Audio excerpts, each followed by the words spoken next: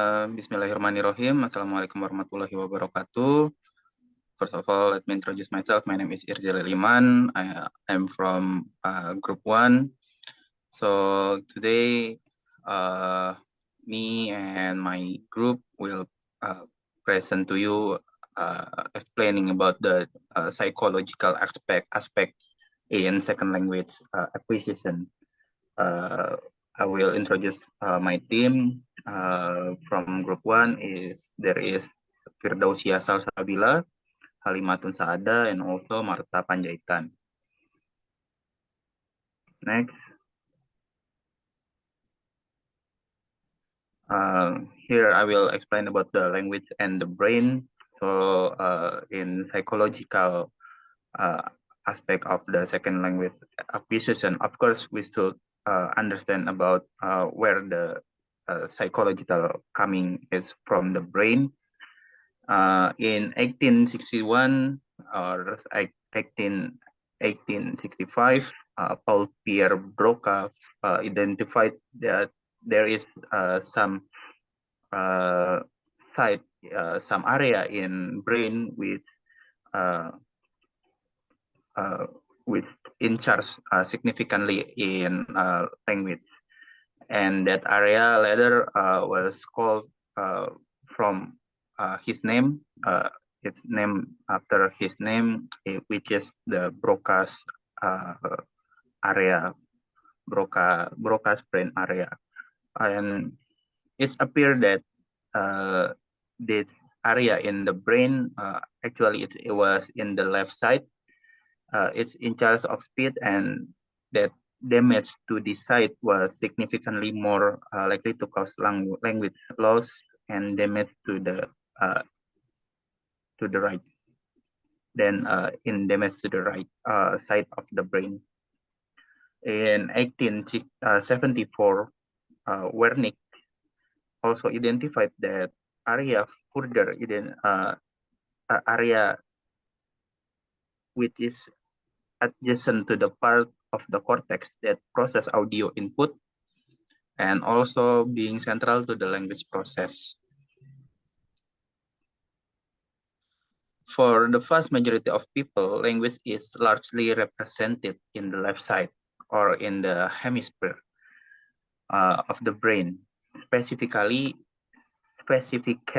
in the Broca's and Wernicke area, which are located near the Sylvian fissure with cleft that separate lobes in the brain.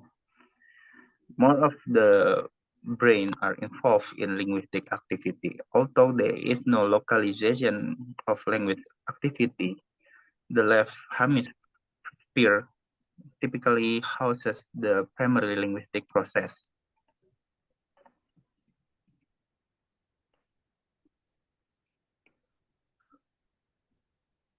Lateralization, specialization of the two halves of the brain and present to some extent even in infancy, increase specialization as the brain matures and has less plasticity. For example, one area of the brain becomes less able to assume the function of another in the event it is damaged. In critical period hypothesis, Lenneberg in 1967 explained he proposed that children have only a finite window of time during which they can acquire their L1 flawlessly. Brain plasticity during childhood will allow other areas of the brain to take over the language function of the damaged area. But after a certain ages, normal language will not be possible. So Lenneberg explained that we as human only has limited time as the children to learn language as our L1. So therefore, later when we grow older, when we learn second language, is a different brain windows to learn. we use a different brain windows to learn the language.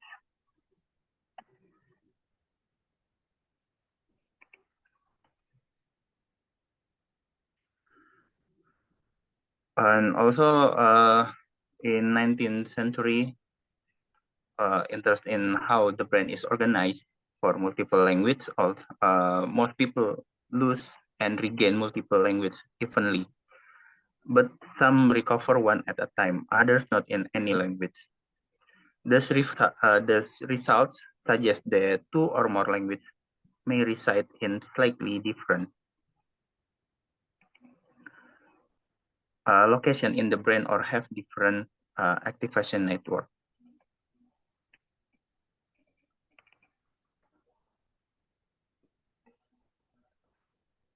Next will be explained by my partner. Okay, thank you, ABC. And then for the next, I will explain about learning processes.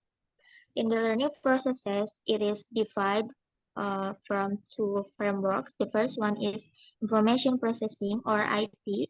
It is learning a language. It's essentially like learning any other field of knowledge. And information processing means that learning is learning. The second is connectionism. Connectionism, it also claims that learning is learning, but sees the learning process as a matter of increasing strength of association, rather than as an abstraction of rules and principles. Next.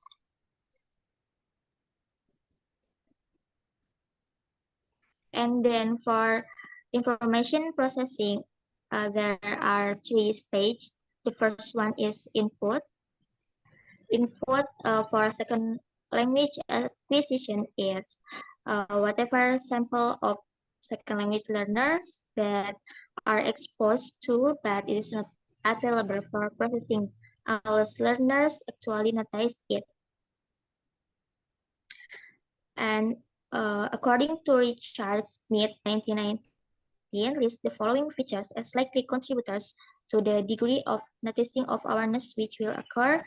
The first one is frequency of encounter with items, and the next is perceptual saliency of item, and instructional strategies, individual processing ability, readiness to notice particular items, and the last is task demand. And the important thing in process of information processing is central processing.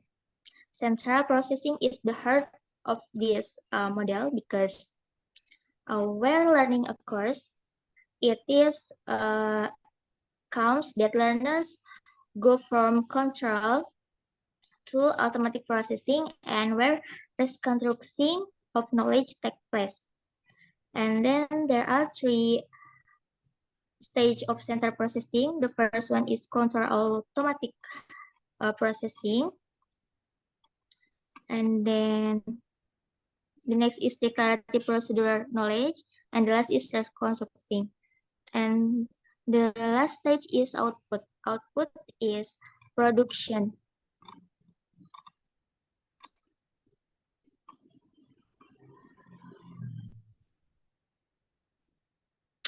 The next is theories regarding order of acquisition. The first one is multi-dimensional model. It is a learners acquire certain grammatical structures in a developmental sequence. Developmental sequence reflect how learners overcome processing limitation.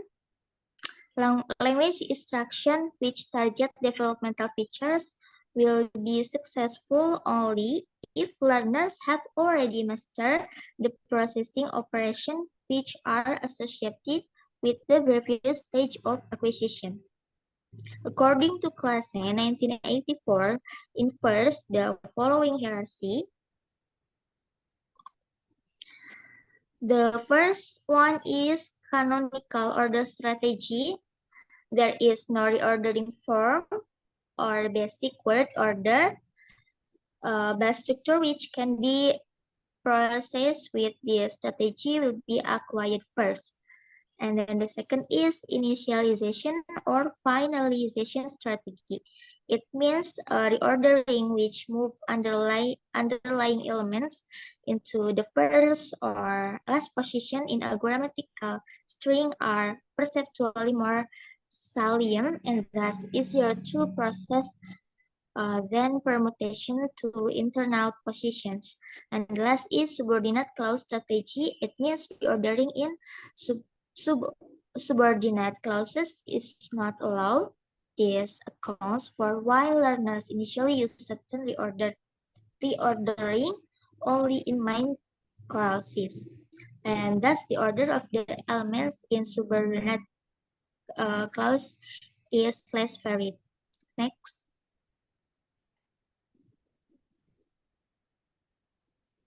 The next is processability theory. It's brings by Pieneman and Haakanson in 1999. Proposes the following acquisitional hierarchy. It is an implicational hierarchy. Processing skill at first level is a prerequisite for processing skill at second level and so forth. The sequence of strategies describe the developing learner grammar in terms of processing prerequisites needed to acquire grammatical rules at successive stages. The first stage is lemma or word access. It's are processed, but they not yet carry any grammatical information, nor are they yet associated with any ordering rules. The second is category procedure. It is lexical items are categorized and grammatical information may be added. And the third is phrasal procedure. Phrasal procedure is operation within the phrase level occurs, such as agreement for a number or genders between adjective and noun within the noun phrase. And then the fourth is S procedure. It means a grammatical information may be exchanged across past boundaries, such as number agreement between subject and verb. And then the last is clause boundary. It means main and subordinate clause structures may be handled differently. Next, competition model. Competition model is a functional approach that assumes that all language performance involves a mapping between external forms and internal function. Include the first is set. Set is hearing characteristic to be heard. And then the second is a function. Function is a semantic properties or their meanings. And then the third is this approach assumes that learning a system of form-function mappings is fundamental to first language acquisition. The second language acquisition involves adapting the internalized mapping system present in the learner's first language to a system suitable for the target language. And then the last is competition model. This is achieved by recognizing the audio input cues associated with a particular feature and what weight to assign to each possible cue or cue strength such as task frequency, contrastive availability, and configurability. Next. And then for the next slide will be presented by Firdausia Salsabila. For Firdausia, time is yours. Thank you, Kak Halima. First, I will explain to you about connectedness approaches. Connectedness approaches to learning have much in common with IEP perspectives, but they focus on the increasing strength of associations between stimuli and responses rather than on the inferred abstractions of roles or an are on restructuring. Indeed, from a connectedness perspective, learning essentially is a chance in the strength of these connections. The best known connectedness approach within SLA is parallel distributed processing or PDP. Parallel distributed processing or PDP, according to this viewpoint, processing takes place in a network of nodes or units in the brain that are connected by pathways. As learners are exposed to repeated patterns of units in input, they extract regularities in the patient's probabilistic association are formed and strengthened. These associations between nodes are called connections, strings, or patterns of activation. The strength of the association changes with the frequency of input and nature of feedback. The claim that such learning is not dependent on either a store of innate knowledge or such as universal grammar or rule permission is supported by computer simulations. Next.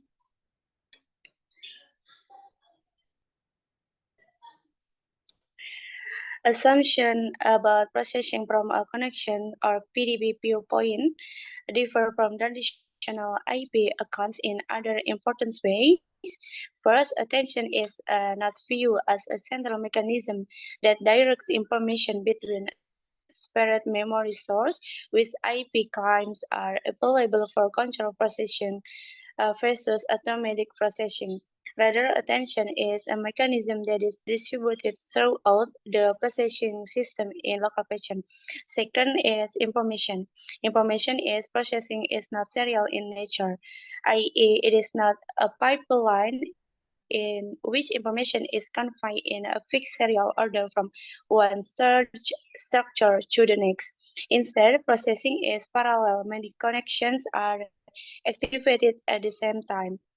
And the last is knowledge. Knowledge is not stored in memory or retrieved as patterns, but as connection strands between units with accounts for the pattern being recreated. And the next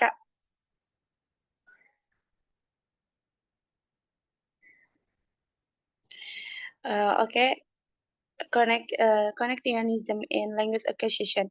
Many connections in the brain must be active all at once to account for successful production and interpretation of language, and not processed in sequence, i.e., one after the other. Little research based on this approach has been conducted in SLA, but the assumption is that transfer from L1 to L2 occurs because strong association already stabilized in L1 interfere with establishment of the L2 network.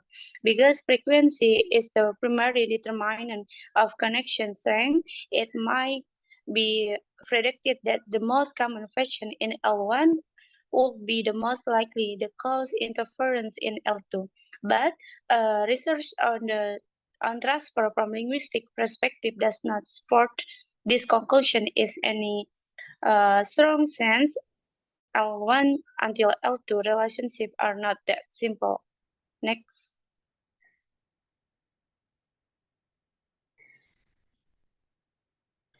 Okay, the slide is complexity theory.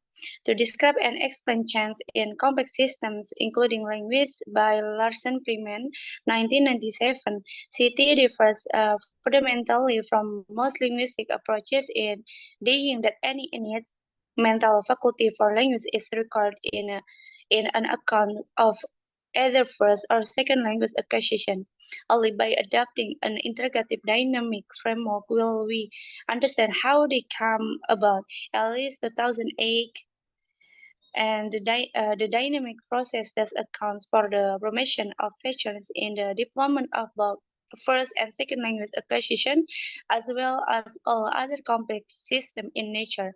This is an important departure from the claims of UG and even many functional views of grammar that basic rules and contents of grammar are uniquely hardwired in the brain. Next. Okay, the next is differences in learners. Here we address this question from a physiological perspective, focusing on difference among learners themselves. The differences we explore here are age, sex, attitudes, motivation, cognitive style, personality, and learning strategies. Age. It is a common belief that children are more successful elder learners than adults, but the evidence for this actually surprisingly equivocal. There is a common belief that children are more successful elder learners than adults. The evidence for this is equivocal. Younger learners generally have an advantage in brain plasticity, in not being so analytical, in usually having a viewer inhibition and weaker growth identity, and in having more years to learn the language before ultimate proficiency is judged. Older learners generally have an advantage in learners' capacity, in analytical ability, in pragmatic skills, in greater knowledge of their L1, and in real world knowledge. It is possible for older learners to achieve near active competence in an L2, but least likely. Next, sex. Most research on the relation of learner sex and SLA has been concerned with cognitive style or learning strategies, or to issues of what varieties of L2 is being acquired or furniture for input and interaction. There is widespread belief in many Western cultures that females tend to be better L2 learners than males, but this belief is probably primarily a social construct based on outcomes which reflect cultural and physiological contents and influences. There do appear to be some sex difference in language acquisition and processing, but the research evidence is mixed. For example, women outperform men in some tests of verbal fluency, such as finding words that begin with a certain letters, and women's brains may be less asymmetrically organized than a man's for speech by Kimura 1992. Next, aptitude. Aptitude is a learner differ in capacity to discriminate and process auditory input to identify patterns and make generalization and to store linguistic elements in memory. We may conclude that aptitude is an important predictor or differential success in algebra learning, but it is not completely deterministic. Next, motivation. Motivation is largely determines the level of effort which learners expend at various stages in their L2 development, and it is often a key to ultimate level of proficiency. No particular type of motivation, example, integrative or instrumental, appears to have any inherent advantage over the other in terms of L2 achievement. Next. So in conclusion, the psychological perspective on what you get in an SLA is addition or alteration to the neurological configuration and how the multilingual brain is organized. We have seen the physical, the second language representation in the brain is not that different. And difference in brain tissue related to how competent people are at L2 and how they do it, learn it, contrary to Chomsky's suggestion that there is some kind of specific language acquisition device. And in this chapter describe how a second language is learned in general in the same process as acquisition of other division. Complex knowledge and skill, in other words, learning is learning, a little more related physical, neurological development, network, and connection. Why do some learners being more successful than others lead to the study of different language learning outcomes? It depends on your age, ability, and motivation. In addition to influence individual cognitive factors in language learning is the overall social background of the learners. So it's not only about the how we naturally as human can acquire a language, but in psychological we learn that in acquiring a second language there is a lot of thing that influence how we learn the second language. So that is from our group for today. Thank you. Wassalamualaikum warahmatullahi wabarakatuh.